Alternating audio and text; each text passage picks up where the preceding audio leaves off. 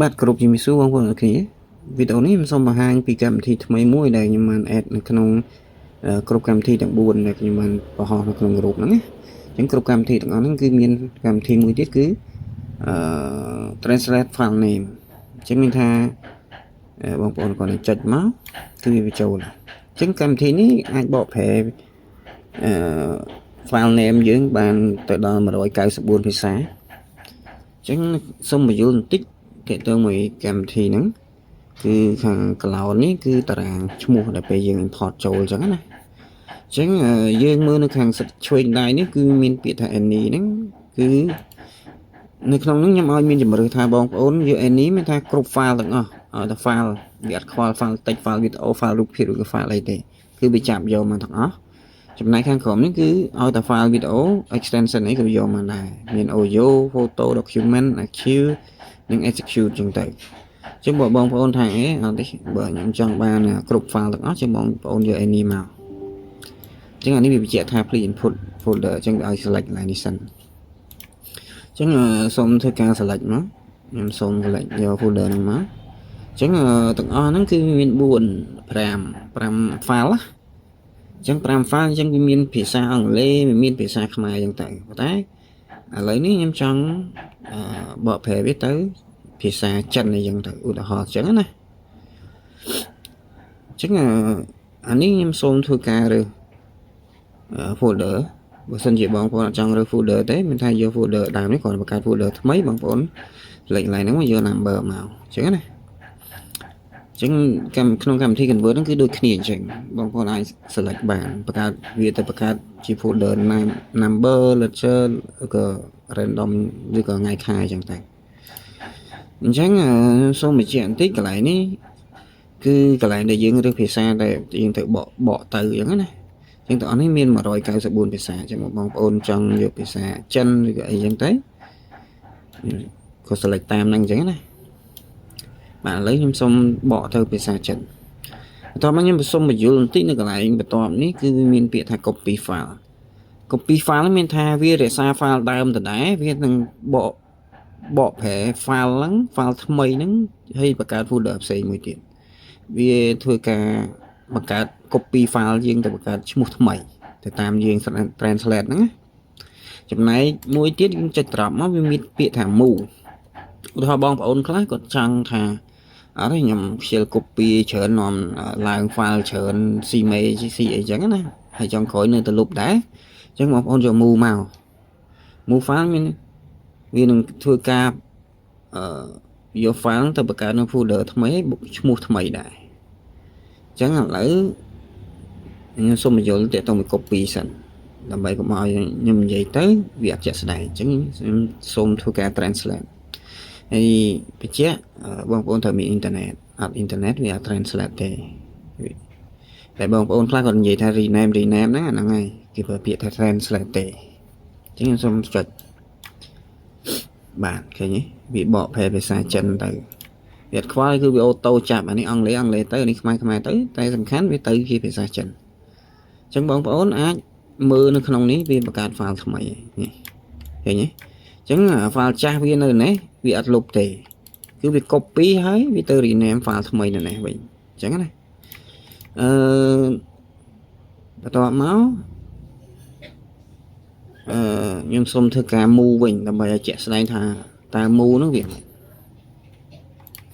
ចឹងខ្ញុំយកពាក្យថា move file វិញអញ្ចឹងបកប្រែទៅចិនដែរអញ្ចឹងខ្ញុំសូមចុច translate ភាសាទៀត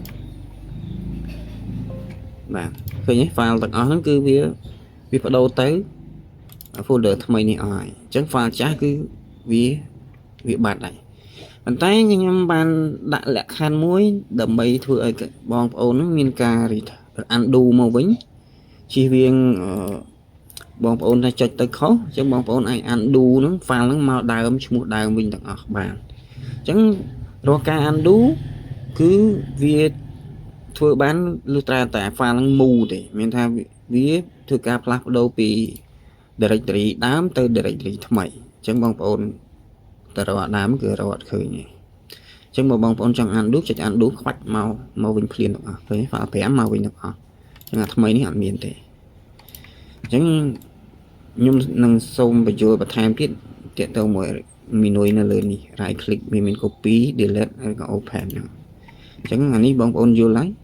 ទាក់ទងនឹងការ translate copy file និង move file ហ្នឹងអញ្ចឹងខ្ញុំសូមធ្វើការ move ម្ដងទៀតខ្ញុំ translate ភាសាទៀតយកភាសាចិនដែរបាទអញ្ចឹងនៅក្នុងនេះគឺពេលបងប្អូន right click នៅលើ table មកគឺវាមានពាក្យ copy file delete file និង open file location អញ្ចឹងជាទូទៅបើសិនជាបងប្អូនright click មកបងប្អូន open មកគឺវាស្គាល់ហើយ directory ថ្មីណាតែដោយសារ file ចាស់នេះវា move ហើយអញ្ចឹងពេលបងប្អូនបើកមកគឺវាពាក្យថា delete អត់មាន file នេះ file ហ្នឹងអត់មាន file ទេអញ្ចឹងនៅក្នុងហ្នឹងមនុយទាំង3ហ្នឹងវាមានពាក្យថា copy file location delete file location និង open file location អញ្ចឹងបងមានភាពងាយស្រួលអញ្ចឹងឡើងសូមអានលោកសារទៀតខ្ញុំសូមយក copy វិញដើម្បីលុបឲ្យបងប្អូនមើលឬក៏បើកឲ្យបងប្អូនមើលអញ្ចឹង translate បាទវានឹងបង្កើត file ថ្មីអញ្ចឹងកន្លែងហ្នឹងបើឧទាហរណ៍ថាបងប្អូនអា file ទាំងអស់ហ្នឹងបងប្អូនអត់ពេញចិត្តបងប្អូនអាចលុបចោលបានឧទាហរណ៍ខ្ញុំលុប file តិចមួយចោលទៅអញ្ចឹងវាបញ្ជាក់ថាឈ្មោះនេះនៅទីយើងលុបទៅគឺ file តិចបានឃើញហើយបាទហើយអញ្ចឹងវានៅសល់តែ4នេះគឺ4 file នេះចំណែកបងប្អូនចង់លុបអាខាងនេះក៏បានដែរមានថាតារាងដែលបងប្អូនលុបបងចុចខាងនេះក៏បានអានេះក៏បានហើយបើ file ថ្មីនេះ directory path new path នេះ new file ហ្នឹងបងប្អូនចុចអានេះលុបក៏បានចុចអានេះលុបក៏បានអត់បញ្ហាឬក៏បងប្អូនចង់លុបទាំងអស់ select មកយើងវាប្រាប់ឲ្យឈ្មោះ file អីបងប្អូនចុច yes មកគឺវាលុបហើយឥឡូវខ្ញុំសុំលុបបណ្ដឹងចោល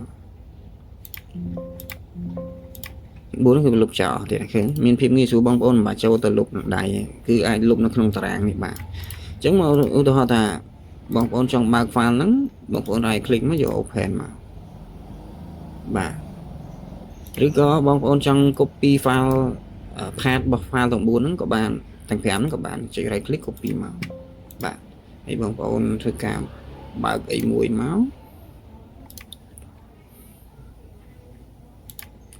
បាទបងប្អូនគាត់ទៅផាសមកយើងផាសទាំង5គឺវាចេញមកចឹងមានភីមីស្រួលបងប្អូនយកទៅដាក់អីផ្សេងអញ្ចឹងទៅត្រូវការផាសរបស់វាក៏ស្រួលដែរសូមធ្វើការលុបចោលអញ្ចឹងត្រង់ចំណុចកន្លែងនេះគឺវាមានភាពងាយស្រួលអញ្ចឹងបងប្អូនធ្វើការ copy path delete file ចោលដោយពេញចិត្តអានេះ file តិចបងប្អូនអត់ចង់បានក៏លុបចោលទៅបាទហើយយកទៅ MP4 មកក៏បានដែរអញ្ចឹងកន្លែងមនុយដំបូងនេះគឺឧទាហរណ៍ថាឥឡូវខ្ញុំយកតែវីដេអូអញ្ចឹង file តិចវាអត់បង្ហាញតែ4នេះទេបាទឃើញអញ្ចឹងវាធ្វើការ translate ទៅ file 4ហ្នឹងទេអញ្ចឹងចំពោះ option ទាំងអស់ហ្នឹងការប្រើ menu នៅលើនេះ folder អីផ្សេងនេះជាមួយនឹងការ translate ហ្នឹងគឺបងប្អូនអាចប្រើប្រាស់បានជាមួយ undo ឯហ្នឹងឧទាហរណ៍បងប្អូនមាន file 1000 translate ហើយបងប្អូនចង់ឈប់ចុច stop ទៅគឺវាឈប់ត្រឹមវា translate ហ្នឹងទេហើយកន្លែង copy និង move file នេះខ្ញុំជាមួយនឹងប៊ូតុង undo នេះខ្ញុំគិតហើយថាបងប្អូនពេលខ្លះអាចនឹងចុចច្រឡំទៅវាធ្វើឲ្យប៉ះពាល់នឹងការ file បងប្អូនបាន copy ទុកអីចឹងទៅវាធ្វើឲ្យបងប្អូនពិបាកទៅ download មួយសារទៀតអីចឹងទៅព្រោះអីអត់ចំណាំដឹងឈ្មោះអីទេអញ្ចឹងបានខ្ញុំដាក់ប៊ូតុង undo មកវិញហ្នឹងជាមួយនឹង copy ឬក៏ move file copy file នេះជាវាបាត់ file ដើមចំណែកការ move file នេះគឺបងប្អូនអត់ចង់ទុក file ដើមទេអញ្ចឹង